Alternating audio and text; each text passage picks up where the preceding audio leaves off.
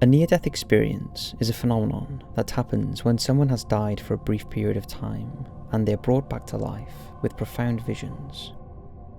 Most of these visions pertain to an afterlife. Many people have described meeting past loved ones, or an all-knowing bright light that seemed warm and inviting. However, not everyone's near-death experience has been positive. There are many well-known cases of people dying and visiting a place far more disturbing and frightening. They've described it as hell.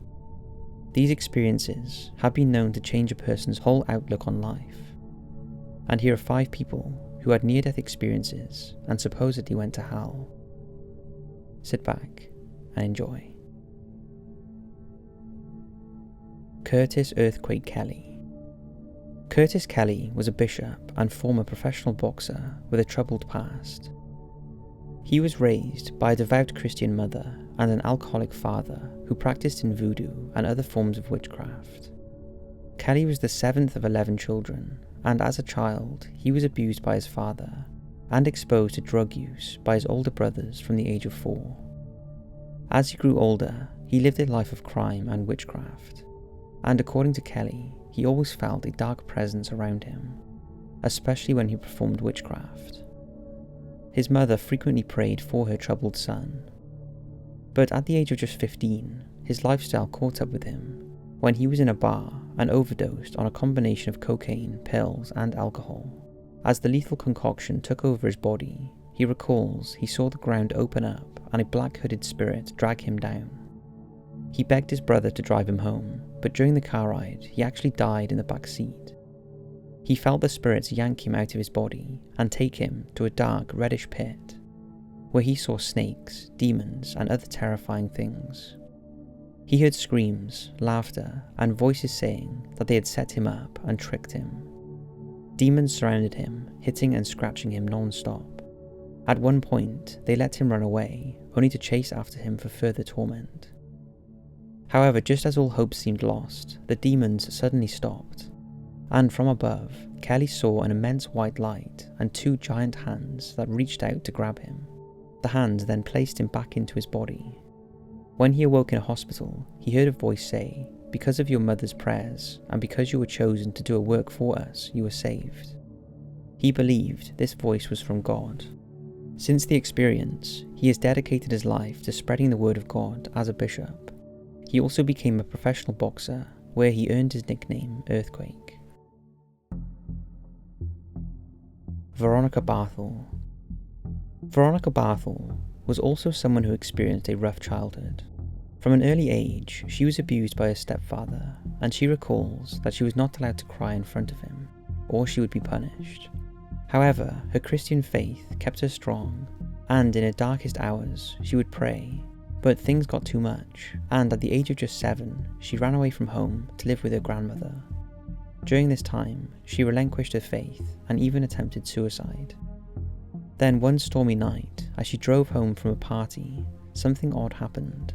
The belt from the passenger's side seat was hanging out of the car door, and the metal buckle was struck by lightning. Veronica screamed, "Jesus help me, I don't want to die." She later described how she left her physical body, and as she looked down, she saw her burnt hands gripped on the steering wheel. She then entered a tunnel with a big gate that read, "Welcome in Hell." She could smell a strong odour that made it hard for her to breathe, and she was then confronted by demons who marched past her and could hear cries from people screaming in agony, asking God to save them. The demons were throwing spears at these people, and every time they struck a person, it also caused Veronica great pain. Then she supposedly saw Jesus, who she described as radiating in an overwhelming light. He led her back to her body and instructed her to share what she had seen. Veronica claimed that an angel then drove her car back home. When she arrived home, Veronica shouted that she had died and gone to hell. Friends and neighbours were not convinced, although they couldn't explain the melted parts on Veronica's car. Whatever happened, it was enough for Veronica to restore her abandoned faith and go on to have 3 children and a settled life. Howard Storm. Near-death experiences have a way of flipping a person's outlook on life. Just ask Howard Storm. He was an atheist who taught art at Northern Kentucky University and was married with children. By his own admission, he was not a very pleasant person to be around, and used his rage as a way to intimidate people, and was patronising to those with religious beliefs. But all of this changed during a trip to Paris with his wife, when he was admitted to hospital with excruciating stomach pain.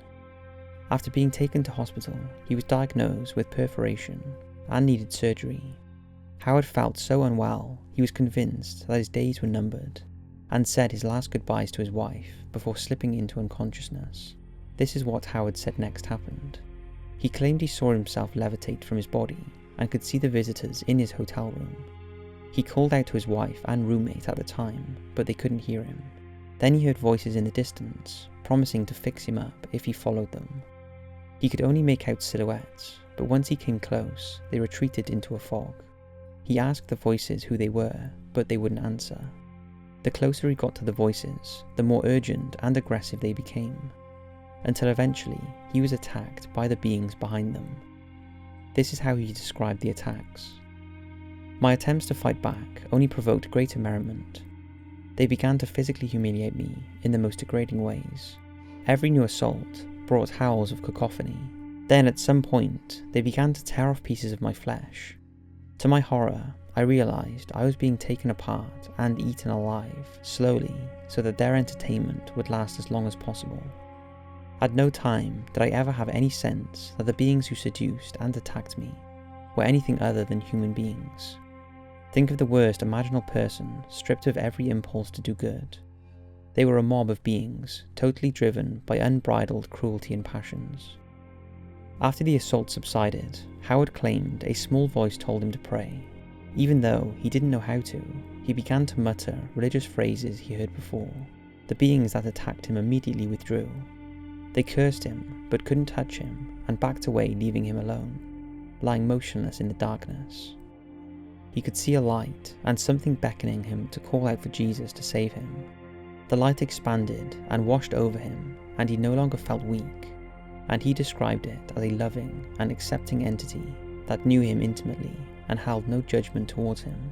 It transported him away from the darkness, where he met other bright entities that showed him every moment of his life, the good and the bad. They also showed him a vision of a future where everyone, including animals, got along peacefully. When he woke up, Howard shared his near-death experience with the rest of the world. He converted to Christianity, wrote a book about his visions, and did a series of media interviews before eventually becoming a pastor. Matthew Botsford. Matthew Botsford was just an ordinary businessman, attending a convention with his brother and a family member, until tragedy struck when he left a restaurant and called for a taxi. He was met with a bullet in the back of his head. 3 drunk men had pulled out their guns after being denied entrance to the restaurant and began to shoot randomly. Botsford was caught in the crossfire. After being shot, he fell into a coma. During his ordeal, his heart stopped on 3 occasions, and it was 27 days before he woke up. When he did wake up, he described some extraordinary events. He said he had been held in mid-air by ancient black chains, and underneath him, he could see a glowing red pit made of lava with 4-legged creatures roaming around in agony. He heard tormented screams coming from the pit, and the lava began to rise up until it burned his flesh. He saw demons with black, oval eyes, covered in scales, with horns on their heads that smelled like rotten carcasses, who used their very long fingernails and sharp teeth to rip at his skin. At the time, he thought this was going to be his new existence. But then, a massive hand descended from above, and he could hear heavenly music followed by a brilliant white light. The hand pulled him up, and he heard a booming voice say, "It's not your time." At this point, Matthew supposedly woke up. Doctors were dumbfounded as they gave him a less than 30% chance of survival, and feared if he did survive, he would be in a permanent vegetative state.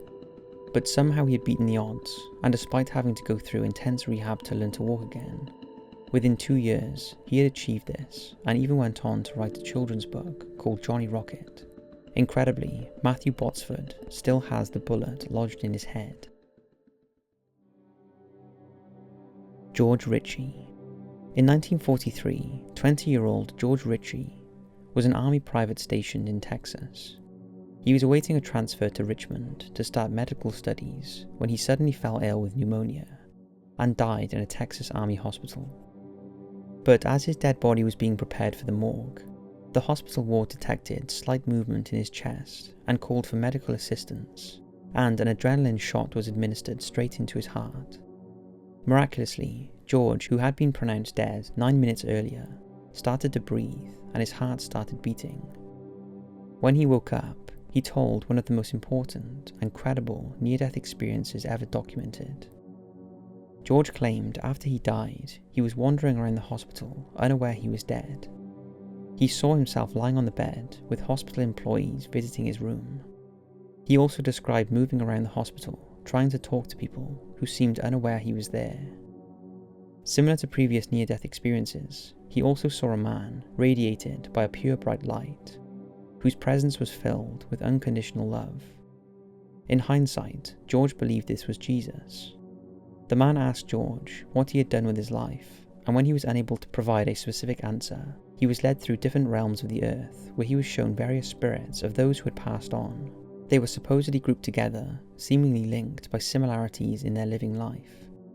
He also saw spirits who had taken their own lives, and that were desperately trying to apologize to their living loved ones, but they were oblivious to their presence.